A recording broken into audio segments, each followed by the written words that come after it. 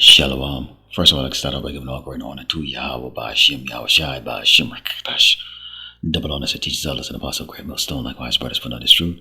Faithfully, fearlessly feeding the sheep and the brothers and sisters that are tuning in. Shalom. Today's lesson's titled, Righteous Resentment, Not Envy. Let's take a look at the word resentment in the ordinary dictionary before we move forward. And it means bitter indignation at having been treated unfairly. Bitterness, indignation, irritation, pique, displeasure. And the man of the Lord, Yahweh Shai, and the believers, we have a righteous resentment for Esau, not envy. We do not envy his ways. We do not envy his wealth. We do not envy where he is right now, as far as status on this earth. In fact, let's go into the book of Job 9:24, and it reads, "The earth is given into the hand of the wicked. He covered the faces of the judges thereof. If not, where and who is he?" So we understand that Esau has stolen our identity. He has proclaimed himself to be the dignitaries of the Bible, the Most High Yahweh, the Son Yahweh Shai, the angels, the prophets. And while he's doing that, at the same time, he's given us corporate names. He's replaced our identity with bywords. So yes, there is a righteous resentment for that. You have a man, or a set of people that are proclaiming to be the true biblical Hebrew Israelite.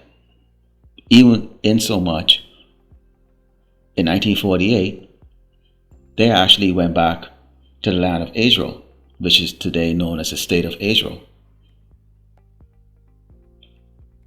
We resent that. We are bitter about that.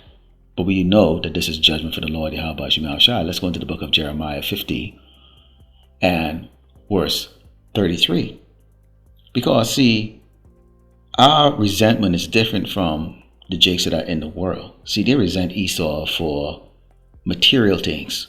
They want to be flashy. They want to jet set. They want to do all these things or be seen the way Esau is seen. And we do not want to be seen as Esau is be seen. Because, let's read Jeremiah 15:33 reads, "Thus said the Lord of hosts, Yahweh Shai, the children of Israel and the children of Judah were pressed together, and all that took them captives held them fast. They refused to let them go. This man has kept us enslaved. He has not acknowledged his wrongdoing to us." When you go into Proverbs 3 and verse 31, it reads, "Envy thou not the oppressor, who is Esau the Edomite, the so-called white man, and choose none of his ways." I'm going to pause here for a second. See, because as the righteous man, our righteous resentment, when we look at Esau ways is sodomy, pedophilia, murder, stealing. He's covetous. He's an adulterer. He's a blasphemer. So we don't envy his ways. We don't envy him. We resent him because we desire righteousness. We desire righteous rulership. But in the meantime, we have to deal with the fact that this man has been given the earth to rule as he see fit. Continue, says, "For the fraud is an abomination to the Lord Yahweh Shai, but the secret is with the righteous." We know that his rulership is only for a short time. In fact, we can see the destruction of his kingdom as alive right now, in real time. They're falling apart. "The curse of the Lord Yahweh Shai is in the house of the wicked, but he blessed the habitation of the just." And that blessing is this truth. You can't ask for anything more nowadays, more than wisdom and understanding.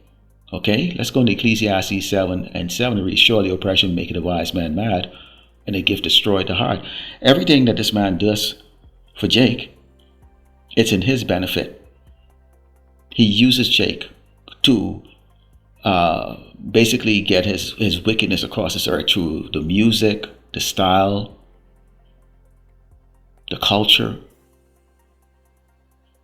And even if he does something that's perceived to be good, usually he wants something in return. Your obedience to wickedness. Take a look at P. Diddy and the rest of these guys. You can see that there's a problem. Now take a look at this with Jesse Jackson here. Look at him. See, he, as we spoke in Proverbs 3 and verse 31, it reads, envy thou not the oppressor and choose none of his ways. Okay. You see Jesse Jackson here. What does it say? He's been denied to be buried amongst these Edomites. This man spent most of his life, not his entire adult life, fighting to be equal to the oppressor. And they wouldn't even give him the respect to even have him buried next to their so-called great people. I don't get it with Jakes. Why is there a need for you to be buried next to these parasite, these wicked ass, low-level, base people? And it's because you envy and you don't have a righteous resentment, okay, for this man. Let's go into the book of Psalms 10 and Psalm 6 reads, he has said in his heart, I shall not be moved, for I shall never be in adversity. His mouth is full of cursing and deceit and fraud, under his tongue is mischief and vanity.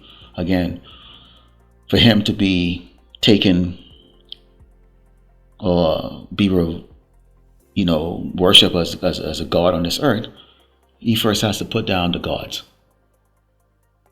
We are gods.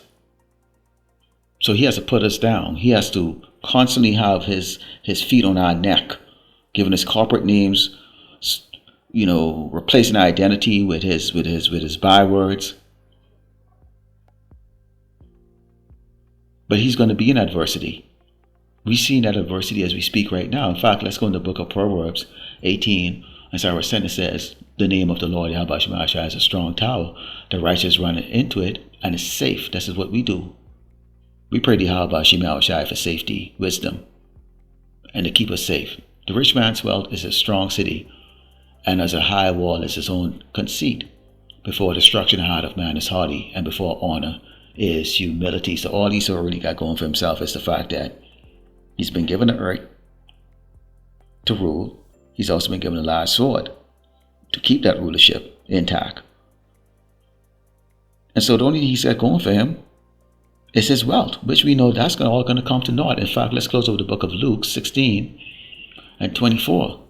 And it reads, this is the parable of Lazarus and the rich man. And we can see at some point in time when he's in his hell, which is our heaven, he cannot bear it any longer and he's crying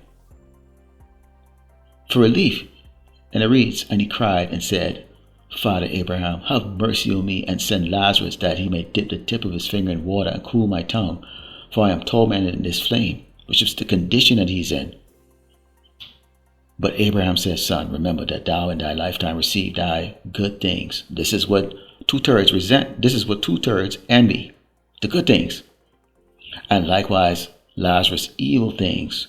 But now he's comforted and thou art tormented. So the 1/3 elect, okay, we understand the judgment that we're in. So we resent Esau. It's a righteous resentment. Okay, this is the bitter that we have to deal with. The fact that we jacked up, we messed up, and we have to go through this. But we resent him righteously. And he deserves it. But we do not envy him. Lord willing, that has been edified. I'd like to close up by giving all glory and honor to Yahweh, Ba'ashem, Yahushai, Ba'ashem, Rakakadash. Shalom.